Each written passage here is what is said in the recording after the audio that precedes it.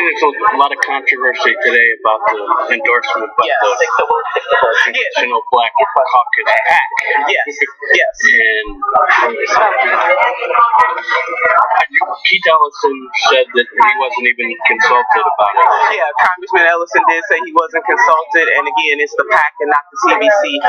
Listen, people are excited when they get endorsement. Every candidate is. I was when I got endorsements too. But endorsements at the end of the day don't vote. People do. And it really is about who has the message to lift the people, and I certainly believe that is Senator Bernie Sanders.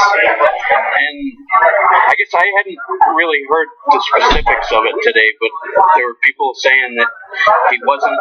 They're trying to challenge his record. There's lots of people in the civil rights movement that one person or another might not know.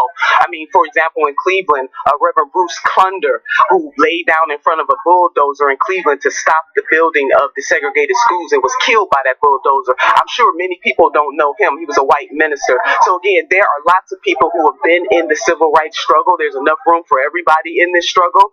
So for anybody to say that he has not been actively engaged, all of his starting as a young man all the way up until this point, he's been fighting for social justice and equality for all people. And so the voters are ultimately going to be deciding that. And just like the voters in New Hampshire across diverse groups from young people, college educated, not college educated, young, a little more seasoned, overwhelmingly supported Senator Sanders, the more his message resonates out there, the more people are going to gravitate to him. I fully believe that. But ultimately, regardless of who endorses whom, the voters will have the final say. And that's the beautiful thing about this democracy.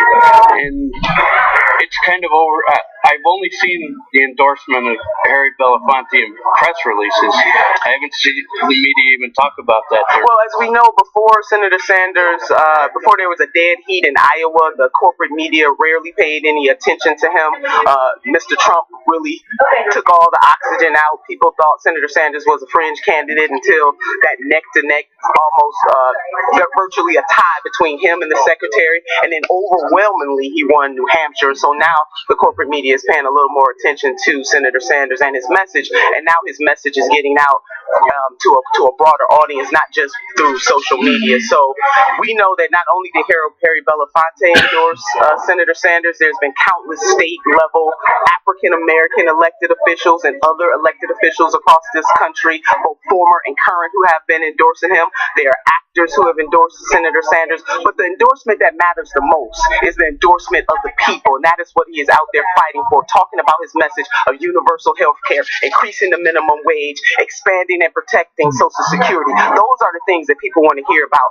The American people could give less than a care about who's endorsing whom. What they really want to know is, what have you done for me lately? Who is going to be the one that will take it to the status quo on behalf of the Americans? And I firmly believe that it is Senator Bernie Sanders. Okay,